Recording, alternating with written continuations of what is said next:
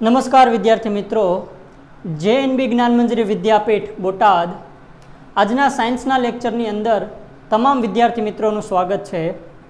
હવે આજે આપણે જે ચેપ્ટર શરૂ કરવા જઈ રહ્યા છીએ એ છે ચેપ્ટર નંબર 2 સપુષ્પી વનસ્પતિમાં લિંગી પ્રજનન। હવે આપણે પહેલા ચેપ્ટરની અંદર છે સજીવોની અંદર જે પ્રજનનની પ્રક્રિયા છે એના વિશે આપણે થોડો અભ્યાસ કર્યો હતો।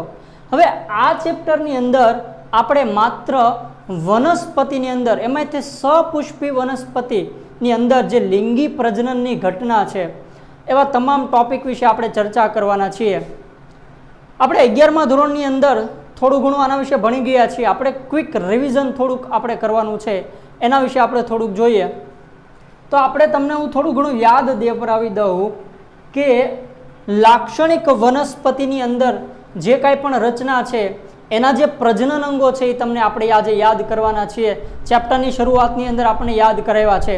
એ સિવાય ઘણું બધું આપેલું છે કે પુષ્પ છે એ તો આદિ અનાદિ કાળથી પૃથ્વી ઉપર છે અને પુષ્પ છે એનો આપણે ઘણી બધી જગ્યાએ ઉપયોગ કરીએ છીએ, કારણ કે પુષ્પ એક એવી વસ્તુ છે કે જે આપણી વિવિધ પ્રકારની લાગણી સાથે સંકળાયેલું છે, જેમ કે શોકની લાગણી હોય, ખુશી વ્યક્ત કરવી હોય, વિવિધ પ્રકારની ધાર્મિક સાંસ્કૃતિક બધી જ પ્રકારની આવી વસ્તુ સાથે સંકળાયેલો છે।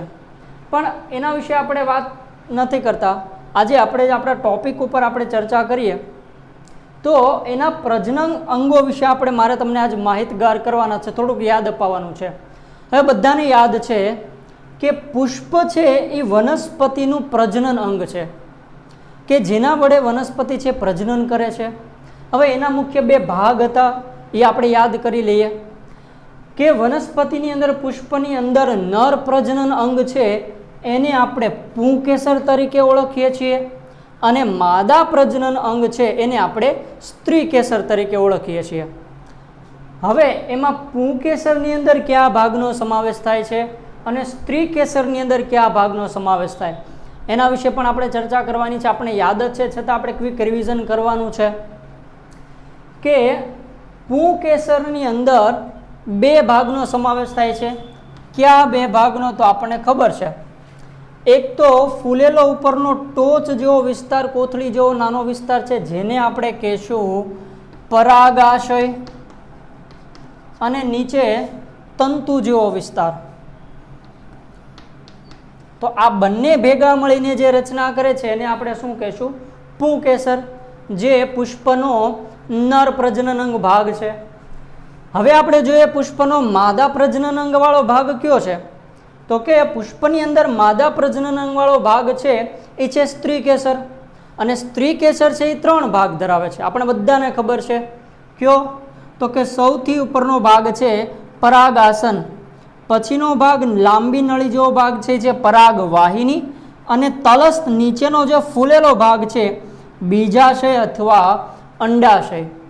હવે 3 ભાગના કાર્ય પણ ખબર છે। આપણે ક્વિક રિવિઝન કરીએ તો કે પરાગાસન શું છે, તો કે પરાગાસન એક એવો ભાગ છે જે ગ્રહણશીલ વિસ્તાર છે કે જે જગ્યાએ પુંકેસર છે એમાં પરાગાશયની અંદર ઉત્પન્ન થતી જે પરાગરજ છે એ પરાગાસન ઉપર સ્થાપિત થશે।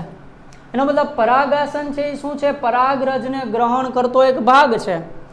જ્યારે પરાગરજ અહીંયા અંકુરણ થશે એમાંથી પરાગ નલિકાનો વિકાસ થશે, એ પરાગ વાહિનીમાં આગળ લંબાશે અને ક્યાં સુધી જશે? તો કે બીજાશયની આગળ અંડાશય સુધી જશે। તો આટલી વસ્તુની આપણે ખબર હતી છતાં આપણે ક્વિક રિવિઝન કરી લીધું। નમસ્કાર વિદ્યાર્થી મિત્રો, JNB જ્ઞાનમંજરી વિદ્યાપીઠ બોટાદ પરિવાર આપનું સ્વાગત કરે છે। બધાને અત્યાર સુધી એમ હતું ક્યારે લેક્ચર શરૂ થશે, તો આપણે તમારો જે અત્યાર સુધી તમે જેની રાહ જોયા હતા એનો આપણે અંત આપીએ છીએ હવે, અને આપણા લેક્ચર શરૂ કરીએ છીએ। હવે આપણે પહેલા ચેપ્ટર છે એની શરૂઆત કરી હતી, એની પછી આપણે આજે જે ચેપ્ટર શરૂ કરવાના છીએ એ છે ચેપ્ટર નંબર 2 સપુષ્પી વનસ્પતિમાં લિંગી પ્રજનન। એક અગત્યની એક સૂચના પણ આપવાની છે કે દરેક વિદ્યાર્થી મિત્રોએ લેક્ચર છે જે રીતે ક્લાસરૂમની અંદર એટેન્ડ કરતા હતા એ જ રીતે એટલા જ મનથી અને ધ્યાનથી એટેન્ડ કરવાના છે। હરવાર તમારી નોટબુક પણ તમારે સાથે રાખીને બેસવાની છે। તમને ચાલુ લેક્ચરની અંદર ક્યાંય પણ ડાઉટ્સ જેવું લાગે તો તમારે તમારી બુકની અંદર છે એ ડાઉટ્સને લખી રાખવાનો છે, જેથી કરીને તમે જ્યારે તમને મેસેજ કરશું ત્યારે તમે વોટ્સઅપની અંદર પાછા અમને ત્યારે તમારી ડાઉટ્સ આપવાના છે, બરાબર છે. હવે આપણે આજે ચેપ્ટર શરૂઆત કરીએ સપુષ્પી વનસ્પતિની અંદર લિંગી પ્રજનન. હવે આપણે પ્રજનન વિશે છે આપણે થોડી ઘણી બાબતની જે ચર્ચા છે એ ચેપ્ટર નંબર 1ની અંદર કરી હતી, કે જે નિમ્ન કક્ષાના પ્રાણીઓની અંદર જે પ્રજનનની પ્રક્રિયા થાય છે એના વિશે આપણે વાત કરી હતી. ક્લાસિફિકેશન જુદા જુદા એનિમલની અંદર કઈ રીતે જે પ્રજનનની પ્રક્રિયા છે એના વિશે વાત કરી હતી. હવે આ જે ચેપ્ટર છે એની અંદર આપણે ખાસ કરીને આવૃત બીજધારી વનસ્પતિ જેટલી સપુષ્પી વનસ્પતિ છે એની અંદર કેવી રીતે પ્રજનન થાય છે એના વિશે આપણે વાત કરવાની છીએ. હવે ચેપ્ટર શરૂ કરતાં પહેલાં થોડીક પ્રસ્તાવના વિશે આપણે વાત કરીએ કે જ્યારથી પૃથ્વીનો ઉદ્ભવ થયો છે એવા સમયથી ખાસ કરીને પુષ્પ છે એક એવી વસ્તુ છે કે જેની સાથે આપણે મનુષ્ય છે તથા બધા જ પ્રાણીઓ છે એ સંકળાયેલા છે. આપણે ખૂબ નસીબદાર કહેવાય એમ કહી શકીએ. શું કામ? તો કે પુષ્પ એટલે કે વનસ્પતિ છે એક એવી રચના છે કે જેની અંદર પુષ્પની મદદથી વનસ્પતિ લિંગી પ્રજનન કરે છે, પોતાની જાતે જ કરે છે. એટલે કે વનસ્પતિને કહેવા નથી જવું પડતું કે તારી સંતતિને આગળ વધારે, પોતાની રીતે તે લિંગી પ્રજનન દર્શાવે છે. તો એનું જે કારણ છે એ છે પુષ્પ. દરેક સપુષ્પી વનસ્પતિ છે એ લિંગી પ્રજનન દર્શાવે છે. અતિ પ્રાચીન કાળથી આપણે પુષ્પ છે એનો ઘણી બધી જગ્યાએ ઉપયોગ કરીએ છીએ. જેમ કે પુષ્પ છે આપણે બહારથી જોઈએ તો એનો જે રંગ છે આપણને શું કરે તો કે આકર્ષક લાગે છે. એની સુગંધ છે મનમોહક હોય છે કે જેના પ્રત્યે આપણે આકર્ષાઈએ છીએ. હવે આ જે બે વસ્તુ છે તો એનું ઉપયોગ ક્યાં છે? તો હા મિત્રો, એનો જે ઉપયોગ છે આપણા ચેપ્ટર સંબંધિત છે, એટલે કે પ્રજનન સંબંધિત છે. કઈ રીતે? તો કે પુષ્પનો જે રંગ છે તો રંગ શું કામ હશે? એનો કંઈક હેતુ છે. એનું જે મધુર સુવાસ છે તો એ શું કામ છે? તો એનો પણ એક હેતુ છે. તો આ બધી જે રચના છે પુષ્પની એ પ્રજનનની અંદર એને કામ લાગવાની છે. જેમ કે રંગ છે એ આકર્ષાય છે, જેના કારણે છે લિંગી પ્રજનન અંદર વિવિધ પ્રકારના કીટકો છે એ બધા આકર્ષશે અને પ્રજનનમાં ભાગ ભજવશે. એના વિશે આપણે આગળ વાત કરવાની જ છે. હવે પુષ્પ છે એની અંદર વિવિધ પ્રકારના જે ભાગો હોય છે એના વિશે પણ આપણે વાત કરી હતી. તો સૌથી પહેલાં તો આપણે લાક્ષણિક વનસ્પતિ છે એની આકૃતિ ડ્રો કરીએ. આપણે બધાને જ ખબર છે કે આકૃતિ છે એ સાયન્ટિફિક હોવી જરૂરી છે. ડ્રોઈંગ નહીં દોરો તો ચાલશે, કારણ કે ડ્રોઈંગ કરવામાં કે શેડિંગના કંઈ માર્ક નથી હોતા. સાયન્ટિફિક આકૃતિઓ હોય એ જરૂરી છે. તમને 2 માર્ક્સ કે 3 માર્ક્સની અંદર પ્રશ્ન પૂછાઈ શકે આ પુષ્પની અંદર. તો હવે આપણે આગળની એની રચના જોઈએ. તો આકૃતિ ડ્રો કરીએ આપણે લાક્ષણિક વનસ્પતિની પુષ્પની રચના. મેં કીધું એમાં આકૃતિ છે એ સાયન્ટિફિક હોવી જરૂરી છે. પેઇન્ટિંગ નહીં કરો તો ચાલશે.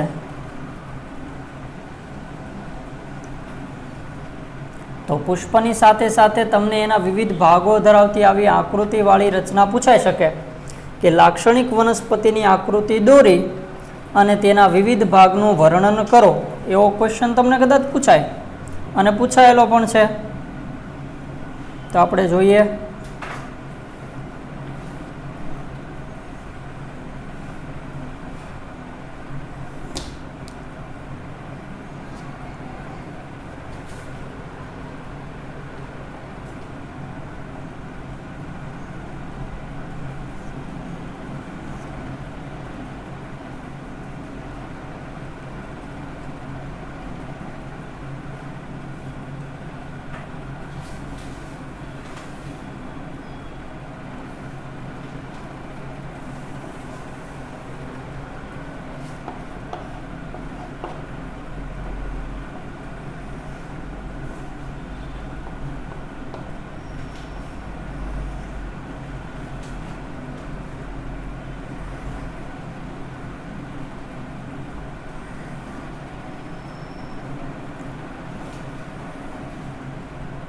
ઓકે, તો આ આપણી આકૃતિ છે એ તૈયાર થઈ ગઈ છે. લાક્ષણિક વનસ્પતિના પુષ્પની. હવે આપણે એના વિવિધ ભાગો છે આપણે યાદ કરવાના છે. આપણે 11th ની અંદર છે બધા ભાગોની રચના છે આપણે જોઈએ જ છે, છતાં આપણે ફરી એકવાર યાદ કરી લઈએ કે પુષ્પ છે એના વિવિધ ભાગો છે એ ક્યાં ક્યાં છે, બરાબર, બધાને યાદ હોવા જોઈએ. સૌથી બહારનો ભાગ તો કે આ કયો ભાગ છે, તો કે દલપત્ર. દલપત્ર કયો ભાગ છે આપણે બધાને ખબર છે કે જેને આપણે સામાન્ય રીતે પાંખડી એવો શબ્દ વાપરીએ છીએ કે જે રંગીન ભાગ છે. પછીનો ભાગ આપણે એક એક બધા ભાગ જોતા જોઈએ. આ ભાગ છે એ પુંકેસરનો છે. આ શું છે, પુંકેસર. આ ભાગ વજ્રપત્ર. સ્ત્રી કેસર વાળો ભાગ યાદ આવે ને,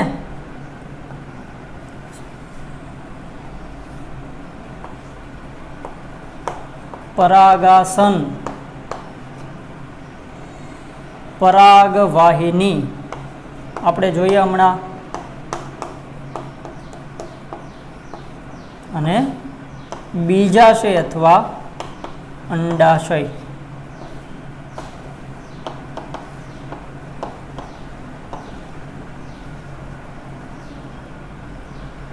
ઓકે, હવે પુષ્પ છે આપણે કીધું એમ માણસને વિવિધ પ્રકારની લાગણી સાથે સંકળાયેલું છે. કેવી કેવી, તો કે ખુશી વ્યક્ત કરવી છે, શોક વ્યક્ત કરવો છે. પુષ્પ ખાસ કરીને બહેનો છે માથામાં નાખતા હોય છે, તમે જોયું છે ઘણા બધાને. મંદિરે પૂજા કરવી છે તો આપણે પુષ્પ લઈ ગઈએ, પછી તો કે વયા જાય તો માળા સ્વરૂપે, બરોબર ને. તો વિવિધ પ્રકારની લાગણીઓના પ્રતીક સ્વરૂપે આ પુષ્પ છે આપણે એનો ઉપયોગ કરીએ છીએ. હવે આપણે એના ભાગ વિશે આપણે સમજવું છે વિવિધ, તો આપણે યાદ કરી લઈએ. તમને પૂછાય તો આકૃતિ દો કરવાની છે અને બધા વિશે એક એક લાઈન લખવાની છે. હવે સૌથી બહારનો જે ભાગ છે આપણે જેને કહીએ છીએ એ છે દલપત્ર. આપણે કીધું આ ભાગ છે જેને આપણે પાંખડી તરીકે ઓળખીએ છીએ. હવે પાંખડી છે એ રંગીન ભાગ છે. હવે રંગીન ભાગ એટલા માટે છે કારણ કે આપણે કીધું એમ કે પ્રજનન, લિંગી પ્રજનનના હેતુ માટે એની આખી જે રચના છે. દલપત્ર છે એ શું કરશે તો કે રંગીન છે એના કારણે શું થશે તો કે એના પ્રત્યે આપણે આકર્ષાઈએ છીએ. એની પછીનો આપણે અંદરના જે ભાગ જોઈએ તો પુષ્પ છે એના જે બે પ્રજનન ચક્ર છે, યાદ હોય તો તમને 11th ની અંદર કે પુષ્પ છે એનું નર પ્રજનન અંગ છે એ પુંકેસર છે અને એનું જે માદા પ્રજનન અંગ છે એ સ્ત્રી કેસર છે. જે આપણે 3 ભાગ દર્શાવેલા છે. ક્યાં ક્યાં તો કે પરાગાસન, પરાગવાહિની અને અંડાશય અથવા બીજાશય. આખી સમગ્ર રચના છે એને આપણે શું કહેશું, સ્ત્રી કેસરનો ભાગ. આ 3 જે ભાગ છે એ ક્યાં છે, સ્ત્રી કેસર વાળા ભાગ છે. પુંકેસર છે એ કયો ભાગ છે તો કે નર પ્રજનન અંગ ભાગ છે. અને એમ કેવું હોય કે વનસ્પતિનો પ્રજનનનો ભાગ કયો છે તો કે જે પ્રજનનમાં ભાગ લે છે તો એ છે પુષ્પ. અને પુષ્પની અંદર તો કે એમાં નર પ્રજનનનો ભાગ અને માદા પ્રજનન અંગ વાળા જે ભાગ છે આપણે 11th માં ભણ્યા હતા, યાદ છે બધાને. તો આપણે ક્વિક ખાલી રિવિઝન કરવાનું છે. શરૂઆતની અંદર ચેપ્ટરની અંદર આપણે શરૂઆતમાં જ આપણે યાદ દેવડાય છું, તમે કાંઈ ભૂલી નથી ગયા ને પાછું, કારણ કે વિદ્યાર્થી છે એટલે વિદ્યાર્થી જીવનમાં આપણે પાછું ભૂલવાની બહુ ટેવ હોય છે કારણ કે રિવિઝન કરતા નથી. તો આપણે રિવિઝન પણ રાખવાનું છે. ચલો આગળ જઈએ આપણે. પછીનો જે ભાગ છે એ છે વજ્રપત્ર. તમે નીચે જે ભાગ હોય છે એક પાંખડી અને એક છે પાંદડી, નીચેનો ભાગ છે. આ જે ભાગ છે એ શું છે, વજ્ર. વજ્ર એટલે કઠોર. તો નીચેનો જે પર્ણ જેવો ભાગ હોય છે પાંખડીની નીચે, જે સામાન્ય રીતે રંગીન હોતો નથી, લીલા કલર વાળો જે ભાગ હોય છે એને આપણે શું કહેશું, વજ્રપત્ર કહેશું. વજ્ર એટલે કઠોર, જે પુષ્પની રક્ષા કરશે. અને એવી રચના પુષ્પદંડ. હવે તો પુષ્પદંડ કેવી રચના છે કે જેના વડે પુષ્પ છે ડાળી સાથે શું જોડાણ ધરાવે છે. હવે આગળની બાજુએ આપણે વિવિધ પ્રકારની રચના જોઈએ તો આપણે બંને ભાગ છે એને વારાફરતી જોઈએ. હવે હકીકતમાં એવું કહેવાય છે કે જ્યારે પુષ્પ છે એ ખીલવાનું હોય છે, એટલે કોઈ પણ વનસ્પતિ ઉપર પુષ્પ જ્યારે ખીલવાનું હોય ત્યારે એની ઘણા સમય પહેલાં છે એની અંદર વનસ્પતિની અંદર અંતઃસ્ત્રાવીય ફેરફાર શરૂ થઈ ગયા હોય છે, બંધારણીય રચનાત્મક ફેરફાર શરૂ થઈ ગયા હોય છે, એ કે નિર્ણય છે અગાઉથી લેવાઈ ગયો હોય છે કે આ વનસ્પતિની અંદર આ જગ્યાએ પુષ્પ ખીલશે. હવે આપણને એ પણ ખબર છે કે પુષ્પ શેમાંથી ખીલે છે, તો કે કલિકા. પુષ્પ વિન્યાસ વિશે આપણે વાત કરી હતી, તો આ કલિકા છે એમાંથી પુષ્પ છે ધીરે ધીરે ખીલશે.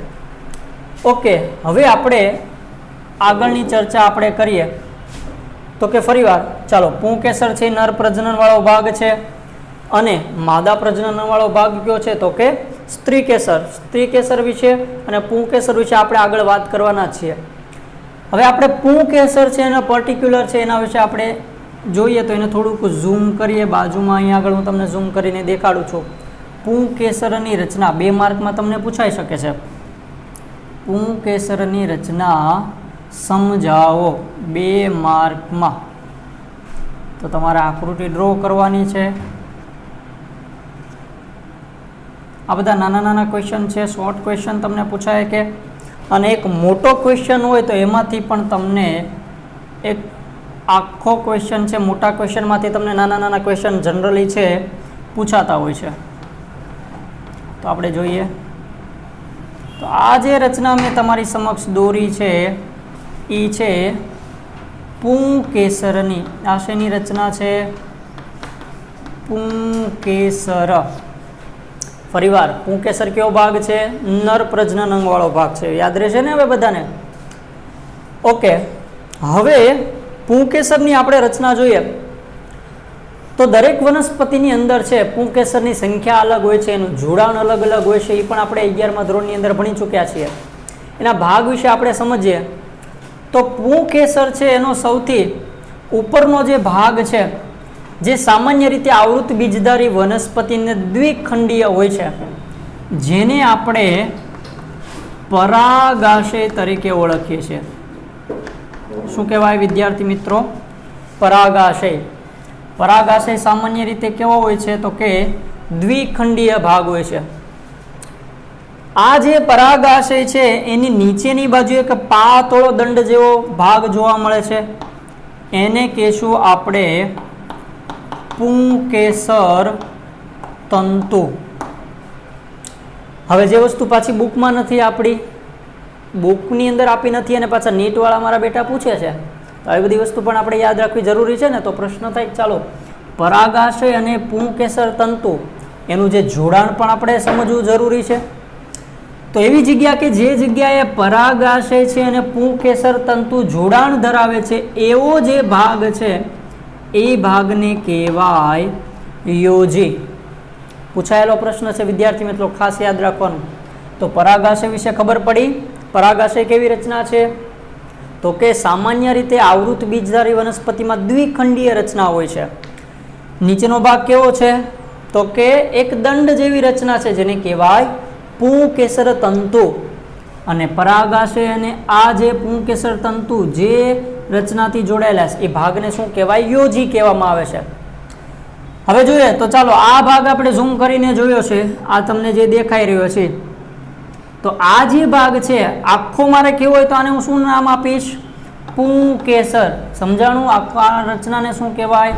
પુંકેસર. અને પુંકેસર પાછી કેવી રચના છે તો કે નર પ્રજનન અંગનો ભાગ છે. યાદ રહ્યું ને? કેવો ભાગ છે? નર પ્રજનન અંગ. બરાબર.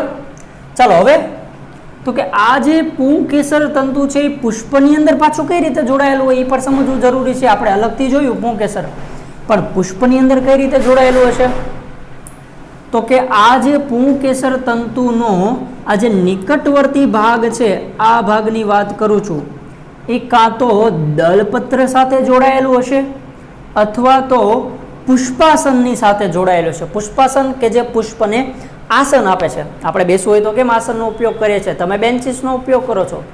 તો એવી રીતે કોની સાથે જોડાયેલો હશે? ફરીવાર પુંકેસર વાળો જે ભાગ છે કોની સાથે જોડાય તો કે પુંકેસરનો આ જે પુંકેસર તંતુ જે દંડ જેવી રચના છે કોની સાથે? કાં તો દલપત્ર સાથે પણ જોડાયેલી હોઈ શકે અથવા તો પુષ્પાસનની સાથે પણ જોડાયેલી હોઈ શકે છે. તો આ કોની સાથેનું જોડાણ થયું? પુષ્પ સાથેનું. અને પર્ટિક્યુલર પુંકેસરનું જોડાણ તો કે યોજી. કોની કોને જોડે છે? પરાગાશય અને પુંકેસર તંતુઓને. ખ્યાલ આવ્યો વિદ્યાર્થી મિત્રો? ઓકે, ચાલો હવે આપણે આ પરાગાશય છે એની અંદર શું છે મને એવી જાણવાની જિજ્ઞાસા થઈ છે અત્યારે. તો મારે શું કરવું પડે? સ્વાભાવિક છે, આપણે બધાને ખબર છે અંદર શું છે જાણવું છે, મારે છેદ લેવો પડશે ને. ખ્યાલ આવ્યો? તો ચાલો હું આનો છેદ લઉં છું. પરાગાશયનો આડો છેદ મેં લીધો. ચાલો તો હવે હું આને શું કરું? આનો છેદ લઉં છું. તો પરાગાશયના આડછેદની અંદર કેવી કેવી રચના હોય, પરાગાશયની અંદર આડછેદ લે તો શું શું દેખાય છે એના વિશે આપણે જોઈએ. ચાલો આકૃતિ હું અહીંયા આગળ ડ્રો કરું છું, બરાબર?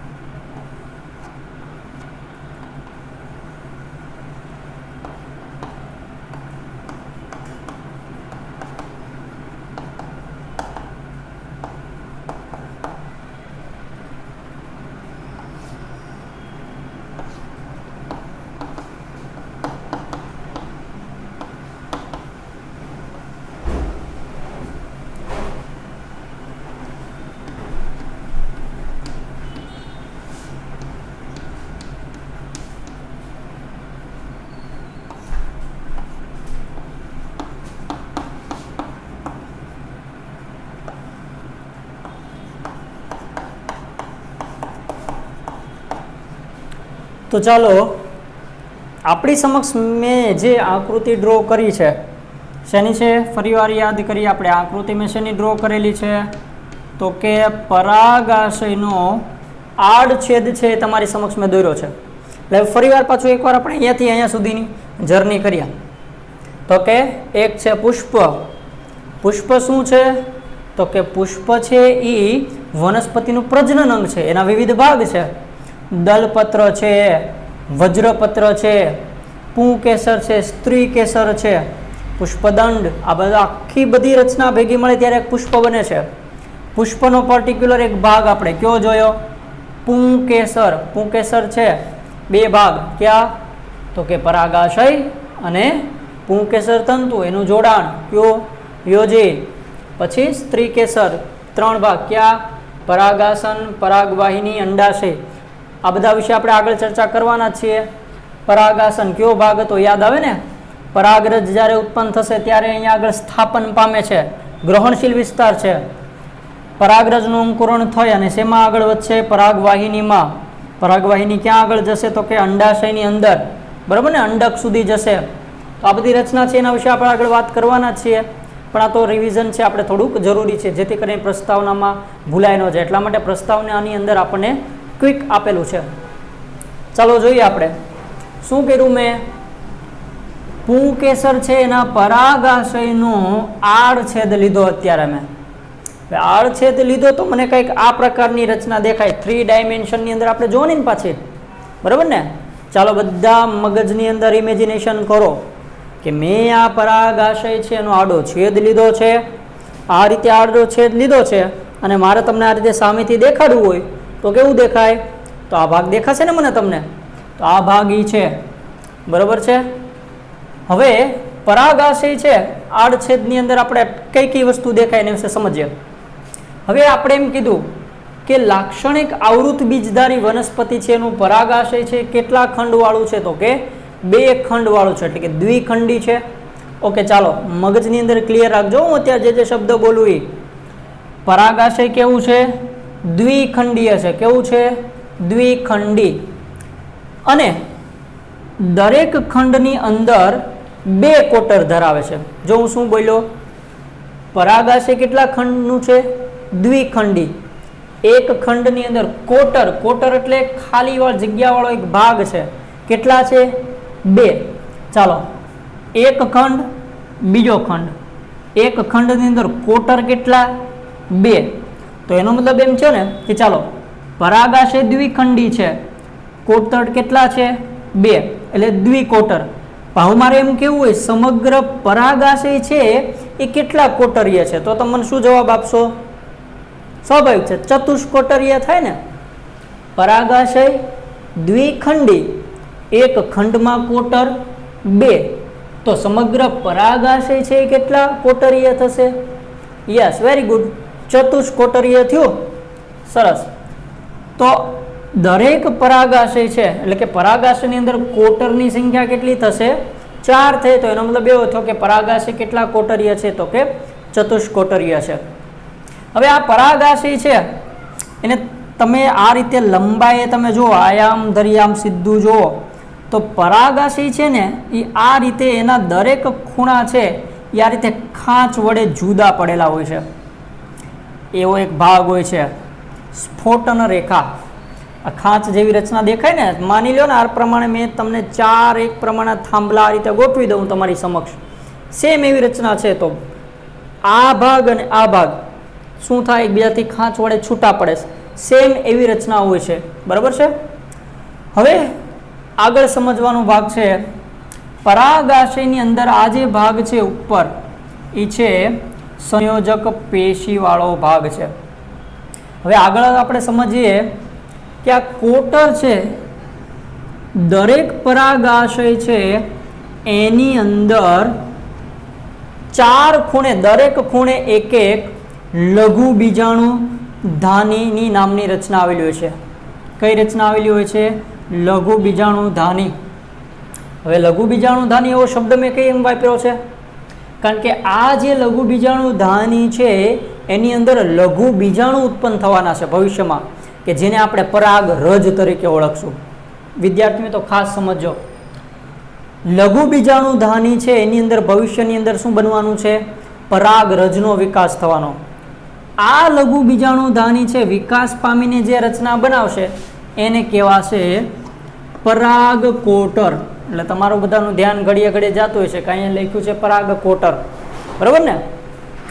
તો આ લઘુ બીજાણુ ધાની એક નાની એવી કોથળી જેવી રચના છે કે જેની અંદર શું કઈ રચના વિકાસ પામવાની છે? તો કે પરાગ રજ, લઘુ બીજાણુ. આ લઘુ બીજાણુ વિકાસ પામી અને શેમાં ફેરવાશે? પરાગ કોટર. ઓકે, તો પરાગાશયની અંદર કેટલી લઘુ બીજાણુ ધાની આવેલી છે? તો કે 4. 1 2 3 4. બરાબર. પરાગાશય છે ચતુષ્કોટરીય રચના છે, 4 ખૂણે એક એક લઘુ બીજાણુ ધાની ધરાવે છે. બરાબર. હવે આ લઘુ બીજાણુ ધાની છે એની રચના છે. આગળ આપણે હજુ એને પણ ઝૂમ કરીએ. હાલો, તમે એમ કહો એક એક વસ્તુ કેટલી તમે ઝૂમ કરતા જાઓ છો? ઝૂમ કરવી પડે એમ છે, સ્વાભાવિક છે. આપણે જેટલી વસ્તુ ઊંડાણપૂર્વક અંદર જશું એમ ભણવાની ખૂબ મજા આવે. ચાલો આપણે આને ઝૂમ કરીને જોઈએ. હવે આ જે પરાગાશય છે આની રચના આપણે જોઈએ. તમને 2 માર્ક્સની અંદર પ્રશ્ન પૂછાય છે કે પરાગાશયની દિવાલની રચનાઓ સમજાવો. હવે બધી જ આવૃત બીજધારી વનસ્પતિ છે એની અંદર આપણે કીધું કે પરાગાશય છે દ્વિખંડીય છે, 4 કોટર છે. બરાબર. લઘુ બીજાણુધાની વિકાસ પામીને પરાગ કોટરની અંદર છે ફેરવાય છે. હવે એની આપણે દિવાલની રચના જોઈએ આપણે તો સામાન્ય રીતે પરાગાશયની દિવાલ લઘુ બીજાણુધાની છે. આ દિવાલ છે સામાન્ય રીતે 4 સ્તરની બનેલી હોય છે. કેટલા સ્તરની બનેલી હોય છે? 4 સ્તરની બનેલી હોય છે. क्या क्या स्तर तो આપણે જોઈએ, યાદ રાખવાના છે વિદ્યાર્થી મિત્રો, નામ બધાએ છે ખાસ છે, ભૂલાવા જોઈએ નહીં. અત્યારે હું તમને આ જે 4 સ્તરની વાત કરું છું અહીંયા આગળ, કેટલા સ્તર છે? 4. ચાલો, એમાં સૌથી બહારનું જે સ્તર હોય છે એનું નામ છે અધિસ્તર. કયું સ્તર છે? અધિસ્તર. એની પછીનો જે ભાગ છે એનું નામ છે તંતુમય સ્તર. એને બીજું નામ આપ્યું છે એન્ડોથેસિયમ.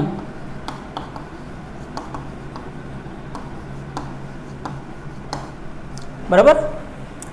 ફરીવાર, સૌથી બહારનું સ્તર કયું છે? અધિસ્તર. એની પછીનું તંતુમય સ્તર એન્ડોથેસિયમ. બરાબર. એની પછીનું સ્તર છે મધ્ય સ્તર અને ચોથું સ્તર છે એ છે પોષક સ્તર. એને ટેપ્ટમ પણ કહેવામાં આવે છે. અને તંતુમય સ્તર છે એને સ્ફોટી સ્તર તરીકે પણ ઓળખવામાં આવે છે. યાદ રાખજો આ ભાગને. તો આપણે 4 સ્તર સમજી લીધા. 4 સ્તર આવેલા છે અહીંયા આગળ. સૌથી બહારની બાજુનું સ્તર કયું છે? યાદ રાખજો, અધિસ્તર. એની પછીનો ભાગ કયો છે? તો કે તંતુમય સ્તર એન્ડોથેસિયમ. ત્રીજું સ્તર છે મધ્ય સ્તર અને સૌથી અંદરનું સ્તર છે પોષક સ્તર ટેપ્ટમ. હવે ખાસ વાત એ યાદ રાખવાની છે, તમને થોડું ટ્વિસ્ટ કરીને પણ પૂછે, બહારથી અંદર જતા સ્તર ક્રમમાં જણાવો અથવા અંદરથી બહાર જતા સ્તરના નામ જણાવો.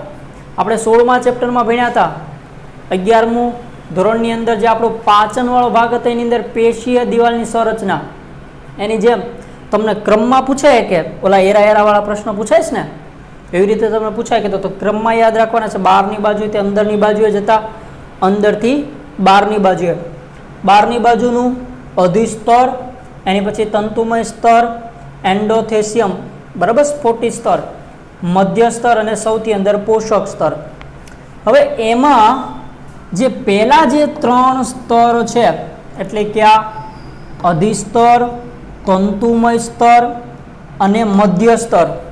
હવે આ જે 3 સ્તર એવા છે કે રચનાત્મક રીતે આ આપણું જે આખું જે પરાગાશય સ્તર છે, આખું જે પરાગાશય છે એને રક્ષણ આપવાનું પણ કાર્ય કરે છે અને સ્ફોટનમાં મદદ કરે છે. ખાસ MCQ માટે પણ યાદ રાખવાનું છે. કયા સ્તરની વાત કરું છું ખાસ યાદ રાખજો. પહેલા 3 સ્તર એટલે કે આ અધિસ્તર, તંતુમય સ્તર, મધ્ય સ્તર. આ 3 સ્તર છે શેની અંદર ભાગ ભજવશે? તો કે પરાગાશય છે એના સ્ફોટનમાં, એટલે કે આને તોડવામાં ભાગ ભજવશે. બરાબર. અને એનું રક્ષણનું પણ કાર્ય કરે છે. સૌથી અંદરનું સ્તર છે પોષક સ્તર. નામ ઉપરથી જ ખબર પડી જાય કે આ પરાગાશયની અંદર આ જે પરાગરજનો જે વિકાસ થવાનો છે, ત્યારે એનો જ્યારે વિકાસ થવાનો હશે ત્યારે વિકાસની સમયગાળાની અંદર પોષક સ્તર છે એ આપણા પરાગરજ છે એને પોષણ આપવાનું કામ કરે છે. સમજાણું? 3 સ્તર છે એ સ્ફોટનમાં ભાગ લે છે. એક સ્તર છે પોષક સ્તર શું કરે છે? તો કે પોષણ આપવાનું કામ. કયું? પોષક સ્તર. પોષક સ્તર છે એનો કોષરસ છે એકદમ ઘટ હોય છે. એનો જે જીવરસ છે એ કેવો હોય છે? તો કે એકદમ ઘટ હોય છે. બીજી વસ્તુ તો કે એની અંદર ઘણા બધા કોષ કેન્દ્ર જોવા મળે છે. ઓકે, આ થઈ એના સ્તરની વાત. હવે સૌથી અગત્યની બાબત ઉપર આપણે ચર્ચા કરીએ કે આ જે લઘુ બીજાણુ ધાની છે એની અંદર અત્યારે લઘુ બીજાણુ કોઈ જોવાના નથી, એના વિશે આપણે પછી વાત કરશું પરાગરજ વિશે. અત્યારે ખાલી લઘુ બીજાણુ ધાની મગજમાં રાખો. લઘુ બીજાણુ ધાનીના કોષો કેવા હોય છે? હવે આ જે લઘુ બીજાણુ ધાનીના જે કોષો છે એ એકદમ નજીક ગોઠવાયેલા હોય છે, એકદમ સઘન રીતે ગોઠવાયેલા હોય છે અને દરેક કોષો છે એ સમજાત છે, સરખા છે, એક સરખા છે. તો આવા કોષોનો એક સમૂહ ભેગો થાય છે, એટલે કે કોષો ભેગા મળે એટલે સ્વાભાવિક છે શું બનાવશે? પેશી બનાવશે. યાદ કરો, કોષો ભેગા મળી શું બનાવે? પેશી. પેશી ભેગા મળીને શું બનાવશે? અંગ. અંગ ભેગા મળીને અંગતંત્ર. વિવિધ પ્રકારના યાદ છે ને 11th ઓકે. તો લઘુ બીજાણુ જે ધાની છે એની અંદર ઘણા બધા કોષો, સમજાત કોષો એકદમ સઘન રીતે ગોઠવાયેલા છે. એનો એક જથ્થો, એવી એક પેશી જે મધ્યમાં આ રીતે ગોઠવાય છે, એને આપણે નામ આપશું બીજાણુજનક પેશી. શું કહેશું આપણે એને? બીજાણુજનક પેશી. બરાબર. ફરીવાર શું? તો કે લઘુ બીજાણુ ધાનીના મધ્યમાં સમજાત કોષોનો એક સમૂહ સઘન રીતે ગોઠવાયેલો છે જેનું નામ છે બીજાણુજનક પેશી, કે જેમાંથી ભવિષ્યની અંદર આપણે છે પરાગરજ બનાવવાની છે. નેક્સ્ટ ટાઈમ આપણે બનાવશું. જેમ તમે ખીચડી બનાવો છો, બરાબર ને, શાક રોટલી બનાવો છો, એમ પુષ્પને પણ શું કરવાનું છે? એને પણ એની સંતતિ આગળ વધારવાની છે ને. તો એને શું બનાવવાનું છે? પરાગરજ બનાવવાની છે. તો આગળની ઘટના છે આપણે નેક્સ્ટ લેક્ચરની અંદર જોશું લઘુ બીજાણુ જનન.